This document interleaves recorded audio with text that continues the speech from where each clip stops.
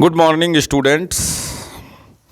आज हम लोग उपस्थित हैं कार्बन एंड इट्स कंपाउंड के लास्ट लेक्चर में। इस लास्ट लेक्चर में आज हम कुछ इम्पॉर्टेंट कंपाउंड्स के बारे में जानेंगे, उनकी प्रॉपर्टीज़ के बारे में जानेंगे और ये इस चैप्टर का एक तरह से अगर बोला जाए तो इम्पॉर्टेंट टॉपिक भी होने वाला है। तो बहुत ध्यान से आप लोग देखेंगे और समझेंगे, क्योंकि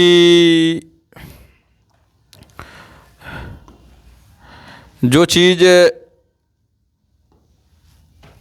हम लोग डिस्कस करने वाले हैं आज वो बहुत ही इम्पोर्टेंट, क्योंकि दो ही कंपाउंड हैं आपके सिलेबस में जो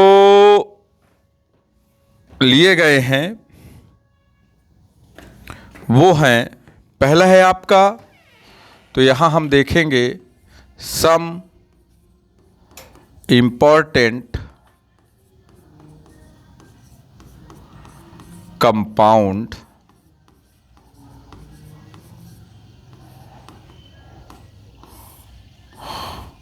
फर्स्ट है जो वो आपका है CH3 सिंगल बॉन्ड CH2OH, जिसे हम क्या कहते हैं, जिसे इथाइल एल्कोहल कहा जाता है, या इसी को IUPAC में एथेनॉल कहा जाता है। तो बहुत सारे नाम से इसको जाना भी जाता है। तो इसकी कुछ प्रॉपर्टीज़ होती हैं। प्रॉपर्टीज़ फर्स्ट है जो प्रॉपर्टीज़ होगी, एथाइल एल्कोहल होता क्या है। प्रॉपर्टीज़ में दो होंगी, आपकी फिजिकल प्रॉपर्टी होगी, फिजिकल प्रॉपर्टी, और जो दूसरी है वो आपकी होगी केमिकल प्रॉपर्टी, केमिकल प्रॉपर्टी। तो सबसे पहले थोड़ा सा हम जानते हैं इथाइल एल्कोहल होता क्या है। जनरली ये जो है एल्कोहल फैमिली का सेकेंड मेंबर होता है और देख ही रहे हैं CH3CH2OH जिसका मॉलिक्यूलर फार्मूला होता है और नाम एथिल एल्कोहल या एथेनॉल है। और फिर ये एक ऑर्गेनिक सॉल्वेंट होता है और इसको और अगर कहा जाए तो ड्रिंकिंग पर्पस से भी लोग यूज करते हैं, मेडिसिनल यूज भी है, बहुत सारी चीज़ें होती हैं। तो एथाइल एल्कोहल है और एथाइल एल्कोहल की जो प्रॉपर्टीज़ होती हैं वो सबसे पहला है physical state. Physical property means देखने में कैसा लगता है। तो फर्स्ट है फिजिकल प्रॉपर्टी, फिजिकल स्टेट, ठीक है। तो ये कैसा होता है, कलरलेस लिक्विड होता है, कलरलेस लिक्विड होता है। दूसरा स्मेल होती है, इसमें स्मेल कंटेनिंग होता है, स्मेल कंटेनिंग होता है। दूसरी बात होती है सॉल्युबिलिटी की, सॉल्युबिलिटी।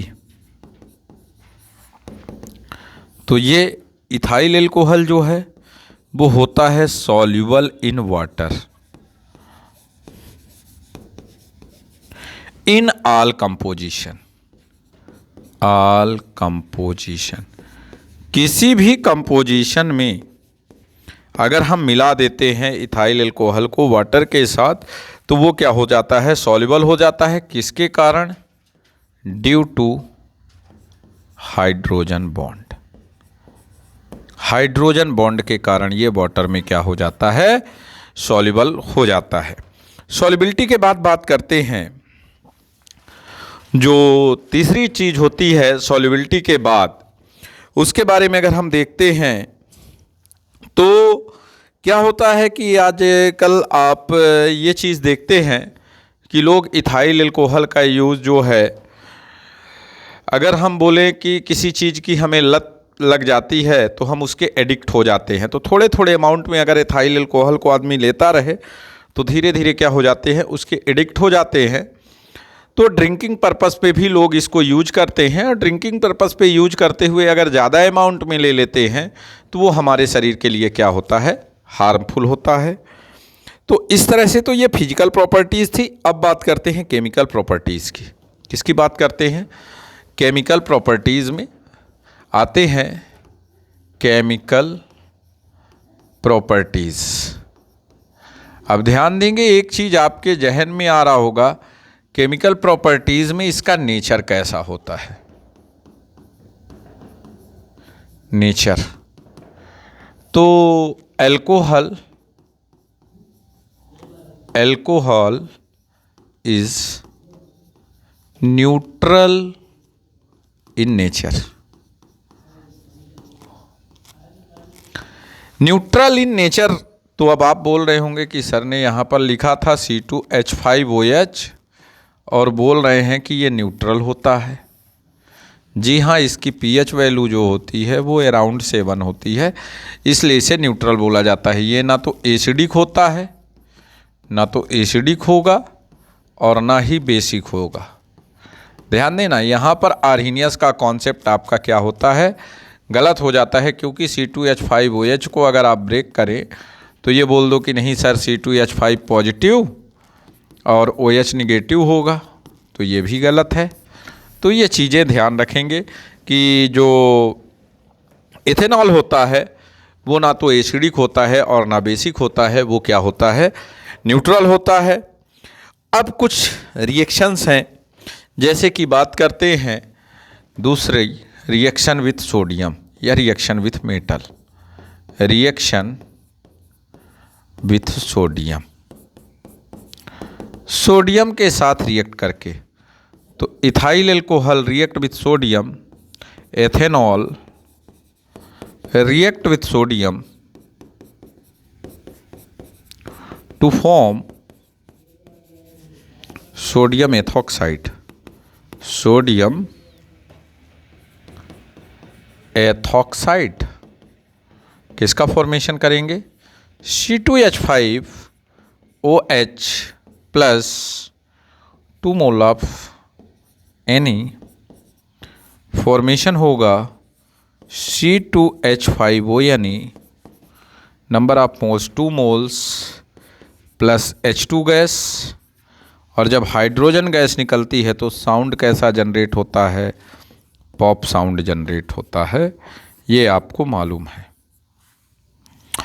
तो सोडियम एथिल अल्कोहल का अगर हम रिएक्शन करते हैं, किसके साथ, सोडियम के साथ, और कैसा रिएक्शन कराएंगे, क्योंकि ये कोल्ड होना चाहिए।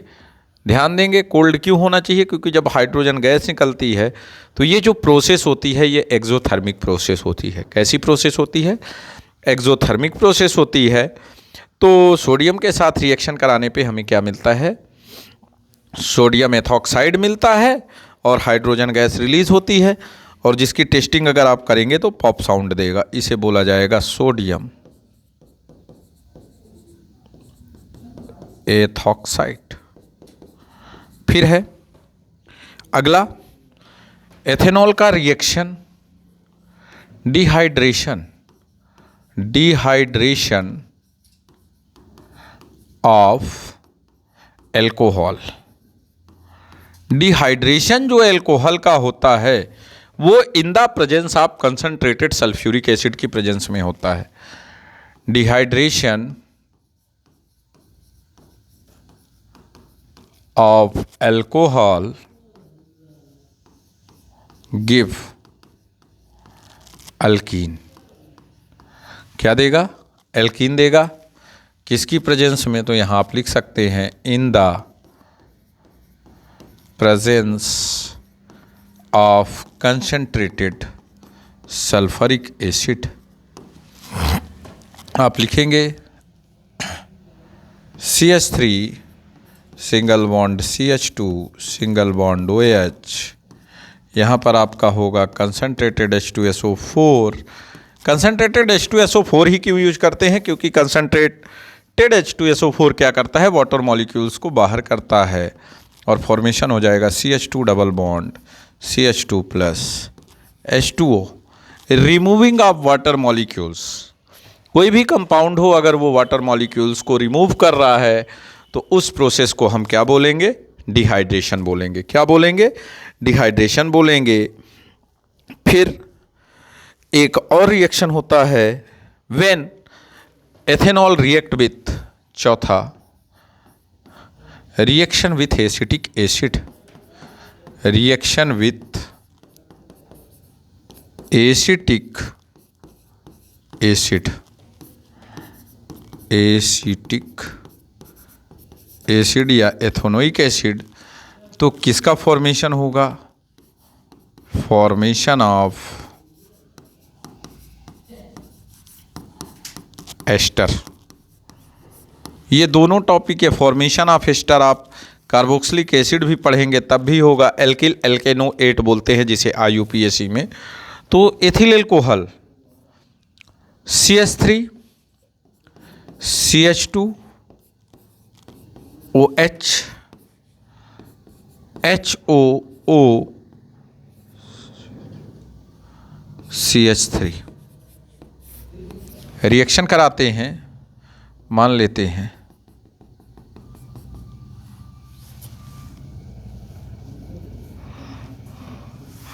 और किसका फॉर्मेशन हो जाएगा? C2H5 COOCH3 ethyl acetate, ethyl ethanoate, ethyl ethanoate, जो क्या है? एस्टर है, प्लस H2O।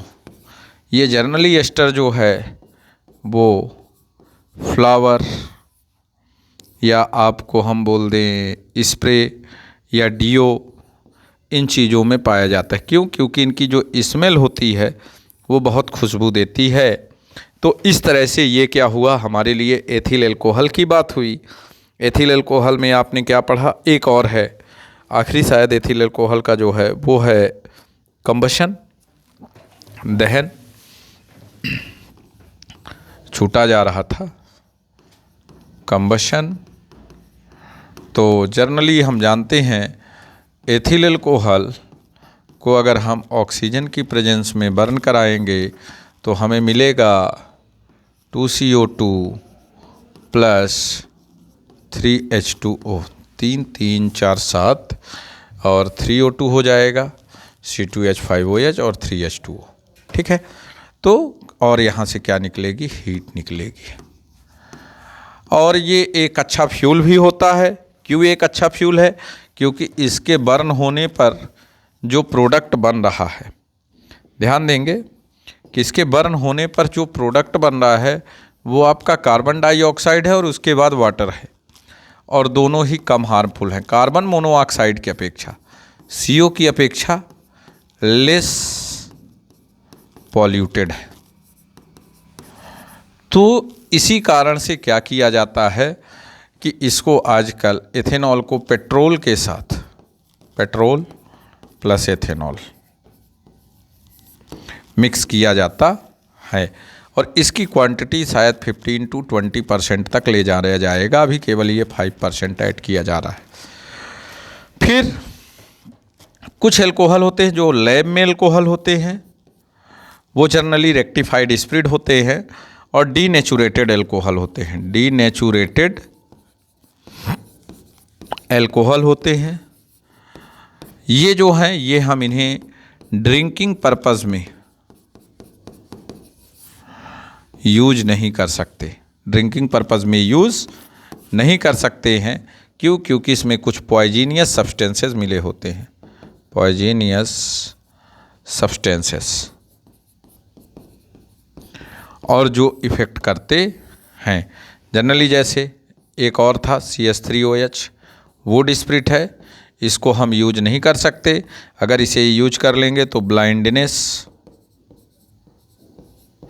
इससे हो सकती है, या यहाँ तक हो सकती है कि डेथ भी किसी की हो सकती है। ब्लाइंडनेस और डेथ क्यों? क्योंकि ये शरीर में जाने के बाद मेथेनॉल का फॉर्मेशन करता है, HCHO बना लेता है। फॉर्मिनल जिसे बोलते हैं वो और ख़तरनाक होता है। तो इस तरह से ये अपना हुआ एथिल एल्कोहल। अब बात करेंगे दूसरा इम्पॉर्टेंट कंपाउंड है CH3COOH, जिसे हम एसिटिक एसिड कहते हैं। 100% अगर ये प्योर है, 100% pure CH3COOH is known as glacial acetic ACE, glacial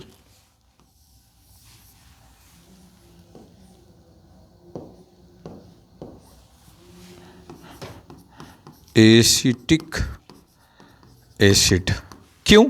क्योंकि जब टेम्परेचर डाउन होता है, टेम्परेचर डाउन हो जाता है तो ये आइस में कन्वर्ट हो जाता है। ठीक है। अगर 90% वाटर हो, 90 to 95%, कितने परसेंट? 90 to 95% वाटर हो और 5% अपने पास एसिडिक एसिड हो, तब ये हमारा कहलाता है विनेगर। विनेगर, ये याद रखेंगे जो चीज़ हम यूज़ करते हैं। अब इनकी भी कुछ केमिकल प्रॉपर्टीज़ है। बनता कैसे है एसिटिक एसिड? तो एसिटिक एसिड जो है वो शुगर केन के वुड से बनता है। माने गन्ने के रस से, जो गन्ने का रस निकाल लें और उसके बाद जो उसकी छीलन बचती है उसको क्या करें, वुड को हम माइकोडर्मा एसिटी बैक्टीरिया की प्रेजेंस में, माइकोडर्मा एसिटी बैक्टीरिया की प्रेजेंस में क्या करें, हीट मिलाएं और ऑक्सीडाइज करें तो किस में कन्वर्ट हो जाता है ये एसिटिक एसिड में, मलालोज जो होता है।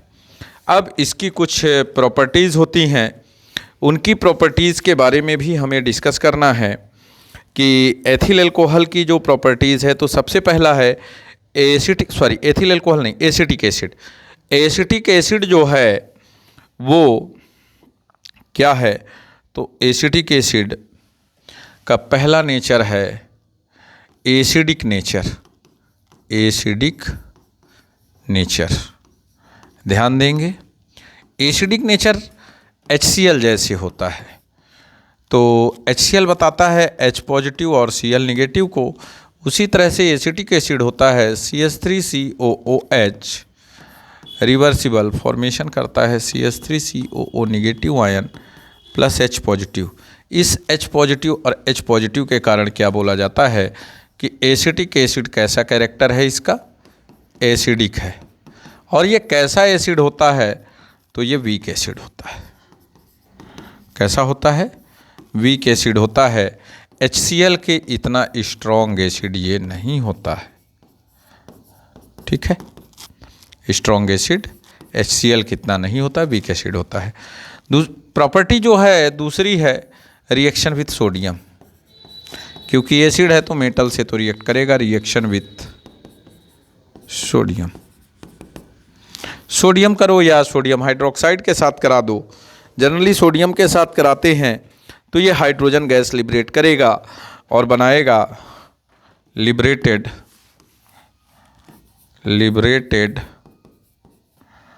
Hydrogen gas. 2 mole of acetic acid plus 2 mole of sodium, formation of 2CH3COO यानी sodium acetate plus removing of hydrogen gas. तो सोडियम के साथ रिएक्ट करके क्या बनाएगा? सोडियम एसीटेट बनाता है और हाइड्रोजन गैस रिलीज करता है। कैल्शियम के साथ रिएक्ट कराओ तो कैल्शियम एसीटेट बना देगा, सोडियम के साथ है सोडियम एसीटेट, कैल्शियम के साथ करा दीजिए। चलते हैं देखते हैं। CH3COOH number of moles 2 moles plus Ca क्या बनेगा CH3COO whole twice Ca plus H2। कैसे ये बना तो इसको ऐसे देखते हैं CH3COOH CH3COOH plus Ca hit करेंगे, हाइड्रोजन गैस रिलीज होगी, दोनों ऑक्सीजन आकर के कैल्शियम से जुड़ेंगे और ऐसा होगा CH3COO। जानते ही हैं कैल्शियम की वैलेंसी 2 होती है, इनकी -1 होती है, Ca प्लस H2। तो ये क्या बन गया कैल्शियम एसीटेट, कैल्शियम एसीटेट।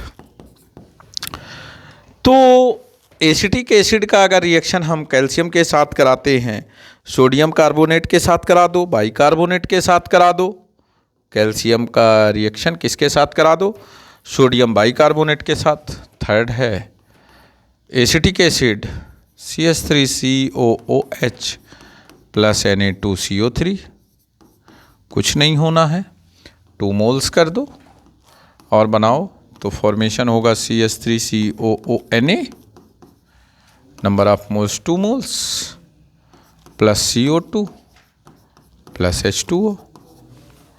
देख लो इक्वेशन बैलेंस है कि नहीं, चेक कर लो, बैलेंस होना चाहिए। बाइकार्बोनेट के साथ करा दो एसिटिक एसिड का सोडियम बाइकार्बोनेट के साथ, 2 हाँ ठीक है बैलेंस है। अब है acetic acid sodium bicarbonate NaHCO3 heat करोगे वही बनेगा CH3COONA plus CO2 plus H2O। फिर चौथा रिएक्शन विथ एल्कोहल,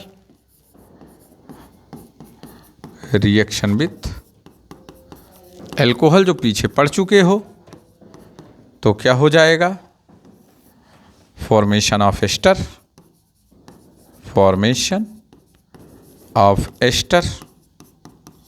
फॉर्मेशन करते हैं CH3COOH प्लस HOC2H5